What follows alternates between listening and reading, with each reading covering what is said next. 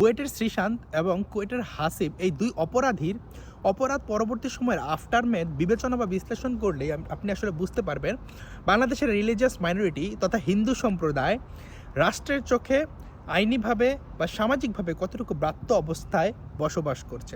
বুয়েটের শ্রীশান্ত নামে ছেলেটা রেডিট নামক একটা সামাজিক যোগাযোগ মাধ্যমে তার ফেক আইডি থেকে মুসলিম নারীদের নিয়ে একটা বিকৃত কুরুচিপূর্ণ মন্তব্য করে, যেটা খুবই গর্হিত অপরাধ। আমি প্রথমেই তাকে অপরাধী বলছি এবং সেটার আফটারম্যাথ হিসেবে সেখানে বুয়েটের মিছিল হয়, প্রতিবাদ সমাবেশ হয়, যেটা খুবই যৌক্তিক এবং তাকে বহিষ্কার করা হয় সাথে সাথে এবং পুলিশ তাকে ধইরা নিয়ে যায়। দেখেন আসলে তার অপরাধটা কী ছিল, সেখানে একটা পোস্ট ছিল এমন যে ক্রস রিলিজিয়ান মেয়েদের প্রতি সবাই ফ্যাসিনেশন প্রকাশ করতেছিল। এরা এসব কারা করে?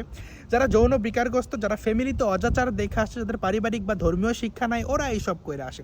কিন্তু সেই পোস্টটাতে 80%ই কমেন্ট ছিল মুসলিম ছেলেদের, যারা হিন্দু মেয়ে বা নারীদের নিয়ে এসব নোংরা মন্তব্য করছে। বাকি 20% ছিল মুসলিম মেয়েদেরকে নিয়ে বিকৃত মন্তব্য। সিদ্ধান্তের বিরুদ্ধে প্রতিবাদ মিছিল, বহিষ্কার করা, সব কিছু ঠিক ছিল এবং কি ঘণ্টাখানেকের মধ্যে যখন জাস্ট এটা বের হয়েছিল তাকে পুলিশের হাতে সুপর্দ করা হয়েছে। ওকে ফাইন করছে এবং কি তার ফাঁসির দাবি করা হইতেছিল। সবচেয়ে গর্হিত যে কাজটা দেখেন, সে অপরাধী এবং তাকে কেউ ইসকন বলতেছিল, কেউ রয়ের এজেন্ট বলতেছিল, কেউ RSS এর এজেন্ট বলতেছিল, ইন্ডিয়ান এজেন্ট বলতেছিল, কারণ তার নাম বাংলা, তার নাম হিন্দু নাম, সে বাঙালি, তার বাংলা নাম শ্রীশান্ত। অপরদিকে আপনি যদি কুয়েটের দিকে দেখেন, কুয়েটের যে হাসিব ছেলেটা, সে কতটুকু যৌন বিকারগ্রস্ত, সে তার মাইনর যে স্টুডেন্টগুলা ছিল তাদের দুইজনের সাথে একসাথে যৌন আচার করতেছিল এবং এই যে ধরেন 12-13 বছরের মেয়েদের সাথে সে যৌন সম্পর্ক স্থাপনের চেষ্টা করতেছিল। এই হাসিবের কাজের বুয়া, মেসের খালা, কেউ তার যৌন লালসার থেকে বাদ যায় নাই এবং তখন যখন ধরা হয় সে তখন বলে আমি অনেক অনুতপ্ত, আমি 20 রাকাত নফল নামাজ পড়ছি এইসব কাজ করার পরে। মানে সে তার অপরাধকে ধর্মের আদলে ঢাকতে চাইছে। কিন্তু সেখানকার যারা কুয়েটের যারা দায়িত্বপ্রাপ্ত টিচার বা স্টুডেন্ট আছে তারা বলতেছে একটা অদৃশ্য রাজনৈতিক শক্তির চাপে তাকে কিছু করা যাইতেছে না এবং তার বিরুদ্ধে আসলে কোনো মিছিল হইতে আপনারা দেখছেন, কোনো ন্যারেটিভ দেখছেন, সে অন্য কোনো দেশের সংগঠন দেখছেন না। কারণ কি, তার নাম আরবি, সে বাংলাদেশের মেজরিটি সম্প্রদায়ের মানুষজন, এজন্য তার প্রতি এমন দৃষ্টিকোণ। তো দেখেন আসলে কোনো ধর্ম কি অপরাধকে ডিফেন্ড করতে শিখাইছে, অপরাধীকে ডিফেন্ড করতে শিখাইছে?